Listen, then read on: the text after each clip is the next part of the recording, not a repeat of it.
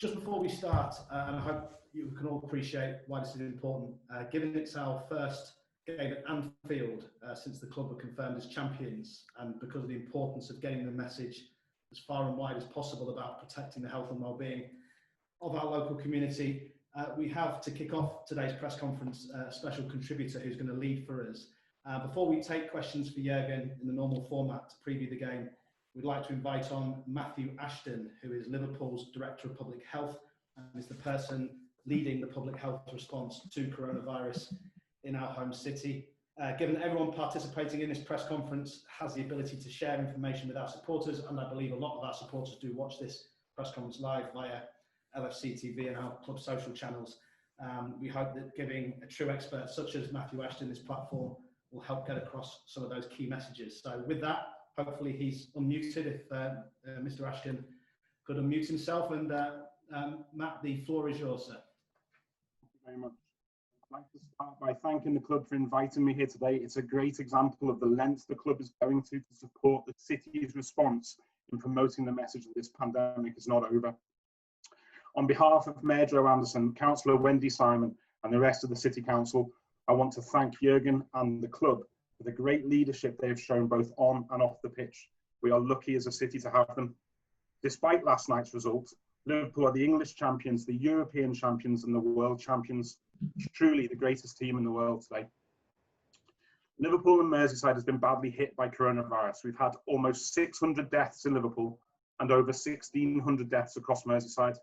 I want to express the city's condolences to all those affected, not just those that have lost their lives, but also to their families and friends.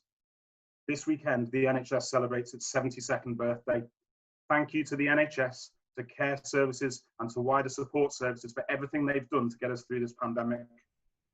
Thankfully, rates of the virus in Merseyside are currently relatively low, but we know that the virus is still circulating in our communities, and there are signs of some small increases in some areas.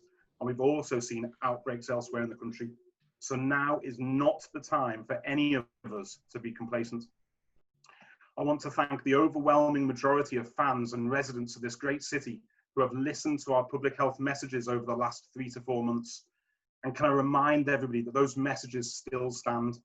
Wash your hands, practice good hand hygiene at all times. Keep your distance. 2 meters at all times possible, and if it's not possible, 1 meter but with face coverings in place.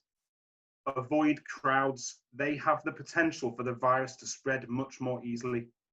And if you're not well, stay at home and get tested through the NHS Test and Trace programme. This Sunday, and for the rest of the season, I'm asking everybody to stay at home and watch the match with your loved ones. We can have a big party when this is all over, but that time is not now. Be kind, be safe, be responsible. Thank you. Okay, thank you, Mr. Ashton. Really appreciate it. And Jurgen. Thank you, Matthew. I couldn't thank you more actually for all that. Please send my regards and my best wishes to everybody in the NHS and all the fantastic work, unbelievable. And yeah, I could not have said it better. Obviously, we have to show responsibility still. We have to show that we are different in the best understanding, that if we have to do something for the good of our loved ones, we will do it 100%. We prove that so often, you prove that so often, and we have to prove it still now, and especially now, because this is the biggest challenge for all of us in our lives. And even when it looks like sometimes the things easing up a little bit, it's true, but on the other side, it's only because we are so disciplined in the past, and that's what we have to stay. So thank you very much, Matthew. All the best for you. Thank you very much. Thanks, guys. Okay, and with that, we'll commence with the usual procedures. And if you'd like to unmute James Cooper, if that's okay, and if you can have the first 2 questions, James, and then we'll go to Simon Crabtree. So James Cooper, hopefully you can unmute. And yeah, good afternoon, Jurgen. Hi. I noticed when Mr. Ashton was speaking so well there, you smiled when he mentioned last night's game. I'm just wondering what the mood is about the place after that result. I was not in a too good mood after the game. I was not in a really good mood when I went to bed. I was not in a really good mood when I woke up, and then I arrived at Melbourne and was in a really good mood and asked myself why. And I know, because here we changed the things. And that's exactly what we do. So the mood is okay. It's like it is. If you lose a game, you lose a game, and it should feel like it feels. We never take it easy. We didn't take that easy last night. But meanwhile, I had, of course, a little bit more time to think about the game, because the problem with the post-match interviews is that you go inside, don't know, have a minute, and then you go outside and have all the interviews, and you're still impressed or have all the impressions of the game. And this game last night, we lost in key moments. And in these key moments, City was better than us. So we gave a penalty away. We conceded the penalty. We conceded after a throw-in, where we left Joe alone in a situation where no player on the planet should be alone against Sterling. The positioning was not right. After another throw-in, we lost. I think Foden scored, and the other two goals when we lost the ball in a situation where we usually don't lose the ball, counter-attacks. Apart from that, we were good. We had good situations, but we didn't finish any of them off. So was it Mo's post? Was it Sadio's big chance? Was it a situation when the cross came from the right side? Sadio and Mo is jumping. Sadio gets the ball but can't see it. So only has 3 examples. We had more of them, and we had even more where we didn't play the final pass. So the game, we had more chances than we had in our 3 when we won 3-1 at home. But we gave 4 goals away, and then you cannot win against City. So that's 2 things. One is the feeling. The other thing is the facts, and both are important, and we will use both. That's the plan. You can still achieve so many special things this season. How special a thing would it be to go the entire Premier League season at home, having won every single game? I mean, we look back through the history books. No one's done that in the top flight for 130 years. Look, but I think that shows that it's probably difficult. It's obviously difficult, but you can't do that without thinking about how many games and stuff like this. We never thought about it, how long the run is or whatever, that we didn't lose or that we win, all this kind of stuff. We respect Aston Villa. We respect their situation. We know the situation they are in. And before the game, it looks like with our numbers and the Aston Villa numbers that it's clear, but we never saw football games like this. I cannot approach a football game or prepare a football game when I think, yeah, they are bad. Aston Villa has a lot of quality and they do well, and they will defend with a compact formation. That's what I'm thinking about, not the records we can break. So we have to break, if you want, the formation of Aston Villa, and that's what we are concerned about. We had this morning early the Aston Villa meeting, and yeah, we saw the things we have to see, and now we have to work with that. The boys have to recover. Tomorrow they get information and one session, and then we play again. That's the situation now. It's not the only situation. Look, this season is a very special season. It's special for us in a positive way, but special as well from a challenging point of view. Not only that we have a 3 months break in the middle of the season, as well, we play now in the last 3 weeks, or how long it is, we play pretty much 6 games, which means every 3 days you play a game, and that's really demanding for all of us. And yeah, we have to really dig in this situation, and that's what I like of the game last night as well, because the attitude was brilliant. We were really fighting. The desire was there. It was all there. We were in 4 moments not focused enough, and maybe there are some explanations for that. It's the quality of City using these situations, and we have to make sure that we don't have moments like this in a game on Sunday. But yeah, still 2 days time to prepare that. Thank you, Jurgen. Thanks a lot. Simon. Yeah, thank you, James. Simon from PLP, please. Hi, Jurgen. Hello. Jurgen, you mentioned there about how Melwood can change things, and I know we have spoken about it in the past, but obviously there's a new future ahead for you there. So is it the history and the magic of the building? Is it the people? And how can you harness that when it is time to move forward? No. So I love Melwood, but it's not the history of the building. It's that we are together and work on solutions for the problems we have. So that's the reason. I love Melwood, but if we would have met in my house, I would have said that's where we changed the things. I was more that I wanted to make it, when we are together, we can start changing the things again, and that's exactly what we do then with We had a meeting this morning, obviously, where we spoke about us, the situation, the good things, the bad things, the challenges, and all that stuff. And after that, the boys recovered.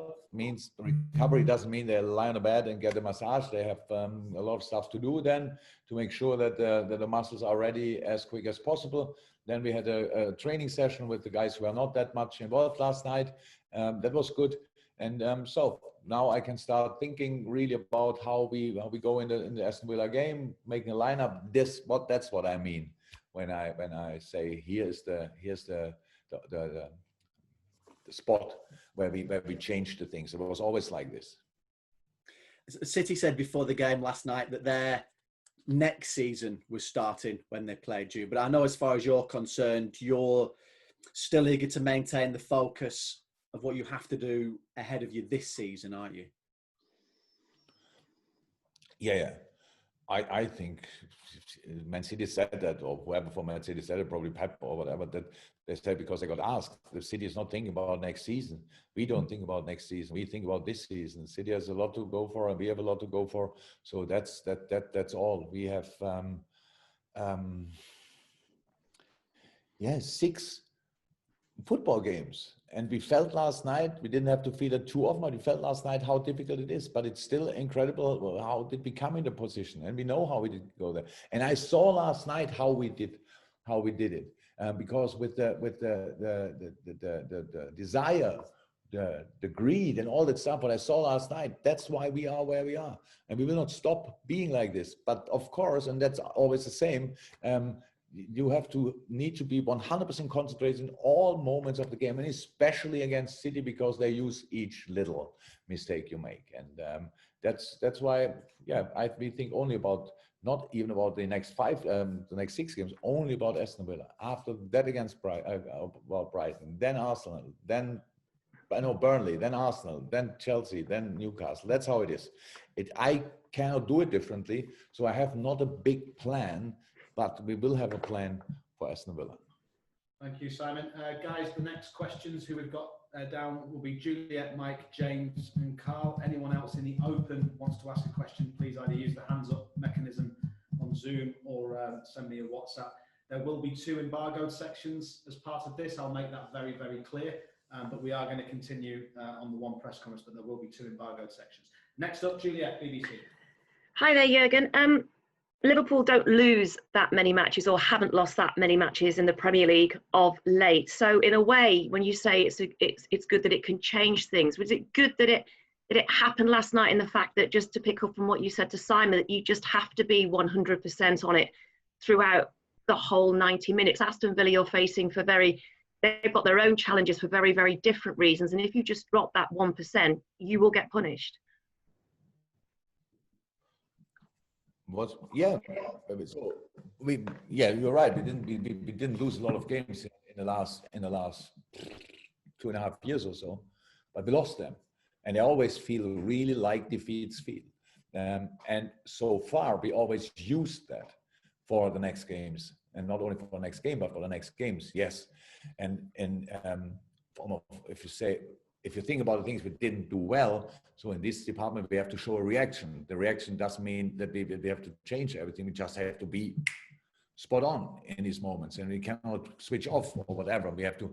So as an example, Joe was alone in the challenge with Sterling, but he should have shouted at everybody around and should have told him, because if he wasn't a challenge, he knew that he's alone. The others maybe didn't look at that in that moment. So these are the situations we have to change. Hendo could have been there. Usually Fabinho should have been there, but he pushed up and all that stuff. So there's always an explanation. Yes, we have to be at 100%. And we knew that always. We knew it from day one. If we want to reach something special, the only way to do that is being 100% in the specific game, which means in all the specific situations. Do we have to lose 4-0 to learn that? I'm not sure, but yeah, it can help. It makes the point absolutely clear. So we will try again to use the information from last night. Fantastic, Julia. Mike from BBC Merseyside. Mike Hughes. There you are, Mike, top middle of the screen. Hi there, Jurgen. Because losing matches has been so much of a rarity for Liverpool over the past 2.5 years. When you have these pre-match meetings with the players, can you sense something different in them in terms of, in terms of learning lessons? Do you sense in them a difference, wanting to put things right, and that's not going to happen? So that there's actually positives to take from it almost. Yeah, I don't use that, and never used things like this in pre-match meetings. I use them in post-match meetings. Means after the game, we speak about what was right and wrong. In the pre-match meeting, we prepare the next game. And there's no time for worrying about things we did not right in the last game. It's not like constantly saying, and here we did that, we had that problem and that problem, if we have that today again, stuff like this. So in the post-match meeting, we make a resume of the last game, pretty much. And if there are positives, I mention them. So because I'm not from a newspaper or something like that, I don't have to put the finger only in one on and make a headline. I have to write a full article if you want. And that's what I try to do. If there are positives, I mention them. If there are negatives, I mention them. If I think it's necessary. If I know they know already and everybody was so obvious, then maybe I don't mention them. But the pre-match meeting is about the next game, and that's about what we have to do in this game, because we would have to do that if we would have won the last game as well. So there's no difference. It's just about preparing this game with the special needs of the game, with the special needs of the opponent, and nothing else. Aston Villa, obviously problems in terms of fighting for their Premier League survival. You had a cracking game against them early on this season at Villa Park. What sort of reference point can that be for your players in terms of, more than anything else, it showed that this is a Liverpool team that never knows when it's beaten with those 2 late goals, but also the fact that Villa gave you a good game, and people like McGinn and Grealish, when they're at it, and if they're allowed if they're allowed too much possession, they can cause problems for you. Again, how like each Premier League team, this game was a special game, and that will be seen as a special game when people speak in 10 years about this season. And they say, okay, that was one of the key moments of the season, was for sure the Aston Villa game. I remember exactly how they scored the goal. I remember our goals. I remember a lot of parts of the game, which doesn't happen. It's not the case for all football games we played in this season, for example. But it was a very important one for us. And Villa was not in a bad moment at that time. There was in a rather good moment, I think. Since then, a lot of things changed. So can we use this game for the preparation? Not really, but in general, it was a really important game. Since then, Aston Villa changed system, I think twice, playing back 5. Last game they played kind of a diamond. I think bringing Jack Grealish in his best position, maybe. We don't know exactly how Dean will line up against us, but we have to be prepared for different stuff, and that's for all of us the challenge. So now, if some people said rhythm is better than a break, then it was an advantage for City last night. If people say that, but then it should be an advantage for us as well, because Aston Villa had now a week off when we played on Thursday. If people say a break is better than rhythm, then we have to show that is not the case. So because we have just to be there and give Villa a proper fight. Yes, if Villa has possession, they make the pitch big. They play diagonal balls. They use the speed, and they're good. They're good. But usually in games against top 6 teams, they don't have like 50-60% of the ball. It's more like between 25 and 35, something like that. So, but it's not about that. It's about what are they doing in the moments when they have the ball, and we need to have solutions for that. And for the majority of the time, hopefully we have the ball, and then we have to find solution for that as well. We did that in the past very often, but we need them tomorrow again, on Sunday again. Thank you. Mike. James from TalkSport for a question. Jurgen, we know that fans will have to stay away from Anfield this weekend. We know why that's so important. But how keen are you to reward those fans with not only a result on Sunday, but also a performance similar to what we saw against Crystal Palace last week? We are always keen to do that. That the Crystal Palace game is a sensational example for that. But I think the City game last night was it as well. If you are in football, you saw our moments. If you are only watching with one eye, you didn't see them. You see the result and think that was not good enough. But it's not. It was not good enough. It's true. But it was not about that we didn't show respect to our people, to the badge, to the shirt, to whatever, and just went there pretty much with one eye only. We were there 100% with all we have. So if anybody would doubt that in a moment, that would be really strange. And not only for the City, but in general, if anyone would doubt if we will show up and will give our 100%, it would be really strange. I would be really surprised if that would not be the case, because the boys didn't show any sign for that. We are still hungry. We are still full of hunger, whatever. The boys show me the necessary greed, the commitment, the desire, everything what you need. But in the end, it's a football game, and key moments decide the game, and we have to be there in the key moments, 100%. Great, and I think, barring anyone else putting their hand up, Carl Markham's going to finish off the Open as it stands at the moment, and then we will go to a breakout for the first of our embargo sections. Yes, Carl. Hi, Jurgen. In John Henson's post-match interview last night, he said the match was a learning curve for the players. I'm just wondering, for a team that's won the Champions League and the Premier League, what else they have to learn? So yes, we learned a lot in the last few years, obviously, and that's true. And in this game, as I said, the strange circumstances, and you cannot. If I wanted to read a book about it, I don't think there are a lot out there on the market. How to deal with becoming champion on Thursday night and playing a week later. One, if not the best team in the world. So funny, they have to want to prove a point. They have nothing to lose. We have nothing to win. So it was, if you think about all these things, it makes you obviously like, it's a bit weird, because wow, how we can bring it all together. Usually go in a game, you want to win it, done. Both teams want the same, both teams similar quality and all that stuff. So but to deal with the situation is a challenge. We never were champions before. I really think the boys did so far brilliant. That's not obvious in the result against City, but it is obvious for me in the daily work. These boys will go again, and then to learn is what we have to learn is that we are ready to work really hard, but that we have to be clear, or have to know that these key moments, these little moments in games like this, decided. But we knew it before, but in a special situation, we couldn't do it, obviously, otherwise the boys would have done it. And that's what we have to learn, 100%. But it's not that it's everything completely new. It's the new facts are clear, and we will show that we can deal with it. But that's all. I really think we showed last night already that we can deal with it, but nobody can see that when you look at the result. Okay, happy, Carl?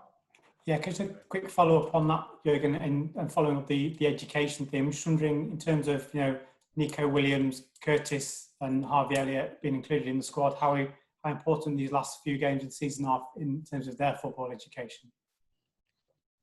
Look, here now, that's the next thing, obviously, what we have to learn. I don't think these kind of questions will be asked to Frank Lampard, Ole Gunnar Solskjaer, and stuff like this. So we are champions now, and we should now bring the young boys, give them a chance. Let's have a look. So then we lose the games, and everybody's going at us and say, you lost focus, you are doing not that, you do not this. So we want to win football games, and for winning football games, the best players have to be on the pitch. And when the young boys are part of these best players, then they will be on the pitch.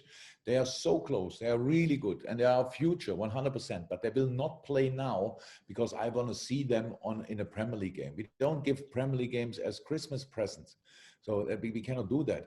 We are really in the competition, and it's not only about other teams and what Aston Villa is in that situation, fighting for the league, Brighton fighting for the league.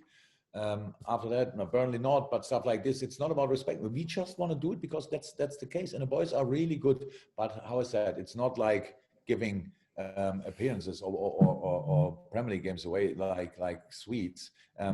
We have to make sure that the best 11 on that day is on the pitch, and the other guys who fit best in the formation will come on. And then we make that decision for the one game, and for the next game, another one. But they are around. They are really close, how I said. But we will not give Premier League matches just for fun.